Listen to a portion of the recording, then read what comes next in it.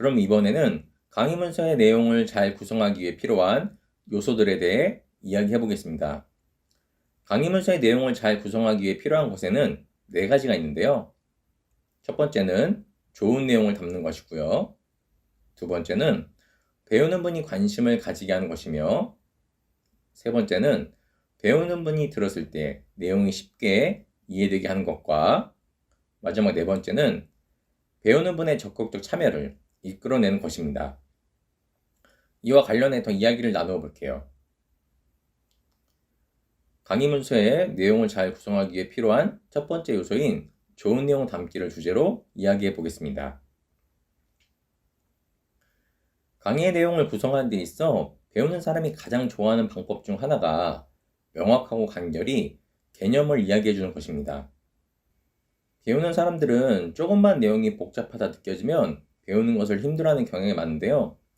그래서 주제에 따라 명확하고 간결히 개념을 정리해 이야기를 하면 설명하는 게 잘 이해되고 기억 또한 잘 된다며 좋아하십니다. 명확하고 간결히 개념을 정리해 이야기를 드린 사례를 보면요. 우선 저는 이 PPT를 활용하는 목적은 원활한 커뮤니케이션을 하기 위함이다 라고 이야기를 드려요. 이렇게 뭐뭐는 뭐뭐다라고 정리해 알려드리는 것이 더 잘 이해되게 내용을 전달하는 방식입니다.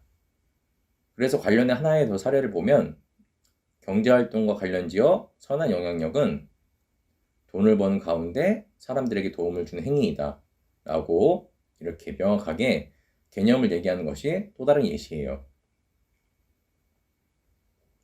기독교인 관점에서 비전은 어떤 직업을 가지어 돈 버는 것이 아닌 하나님이 우리 삶에 품으신 계획을 알아 그것을 실현하는 것이라고 이야기를 드려요. 함께 배움을 얻으시는 분들도 이렇게 가르치는 내용이 있어 명확하고 간결히 개념을 잘 정리해 이야기를 하시면 좋겠습니다. 다음으로는 이 개념에 부합하는 사례를 잘 이야기할 때 사람들은 더 쉽게 배우는 내용을 이해해요. 예를 들어 비즈니스 문서를 만들 때 저는 표현의 느낌을 결정하는 두 가지 요소가 색과 폰트라고 말씀을 드립니다. 그럼 색과 폰트가 실제 표현을 할 때 차이를 주는지를 보면 더 좋겠죠? 그래서 그 알려드리는 내용에 맞춰 적절한 사례를 보여주면 배우는 사람은 더 확실하게 배우는 내용이 와닿고 또 잘 이해를 합니다. 그래서 관련해서 조금 더 사례를 보면요.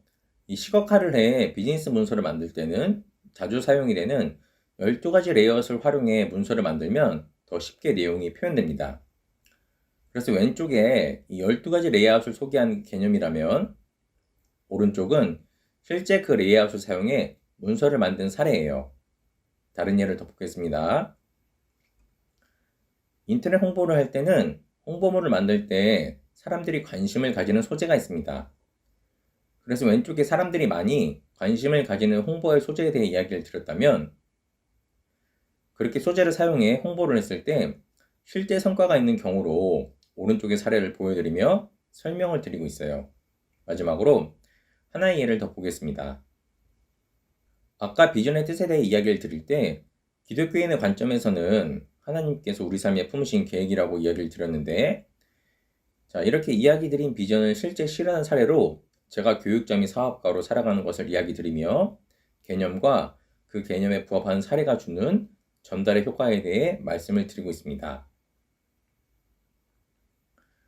다음으로 강의에 좋은 내용을 담는 방식으로 신뢰할 수 있는 부연 자료를 넣는 것이 있어요. 강의에 좋은 내용을 담을 때 그 좋은 내용의 정의에는 신뢰라는 단어가 포함이 되어 있는데요. 그래서 강의 문서를 만들 때 개인적으로는 충분히 검증이 되어 신뢰할 수 있는 내용으로 강의의 내용을 구성하려 만내를 씁니다. 이때 사용하는 방법 중 하나가 이 보도자료를 활용하는 거예요. 보도자료를 활용해 이야기하면 자연스레 이야기하는 내용에 있어 더 많은 신뢰를 사람들에게 줄 수 있습니다. 예를 들어 유튜버의 활동의 허상에 대해 이야기할 때 한 신문기사에 나온 억대 수입을 올리는 유튜버는 1% 미만에 불과하다는 내용을 활용하는 게 그런 경우예요.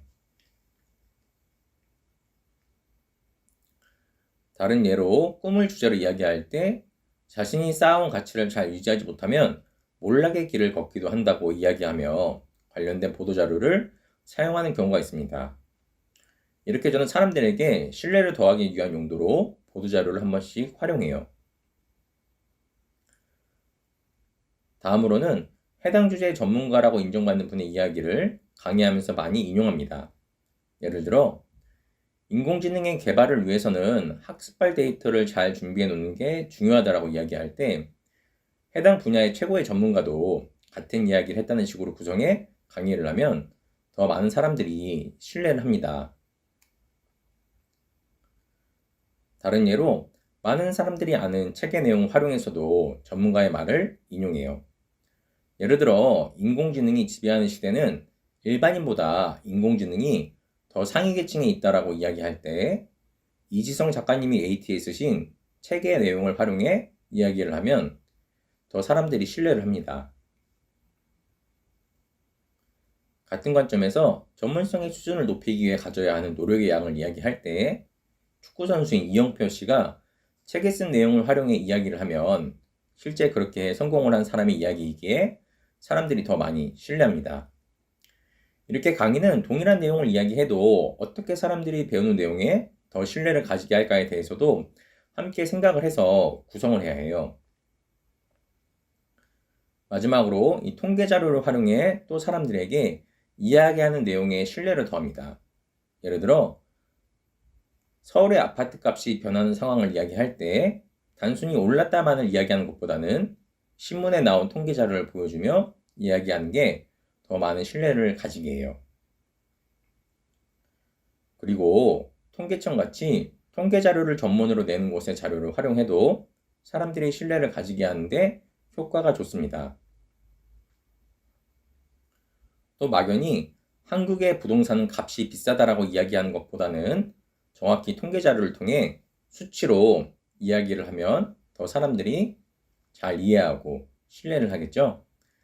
이와 같이 사람들에게 이야기하는 내용이 있어 신뢰를 가지게 할 때는 보도자료, 전문가 말 인용, 통계 자료를 자주 활용한다는 것을 기억하세요.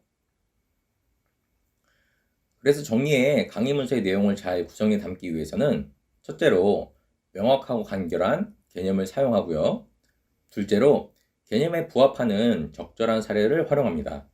마지막으로 보도자료, 전문가 말 인용, 통계 자료 등을 활용하는 방식으로 신뢰할 수 있는 부연 자료를 제시합니다.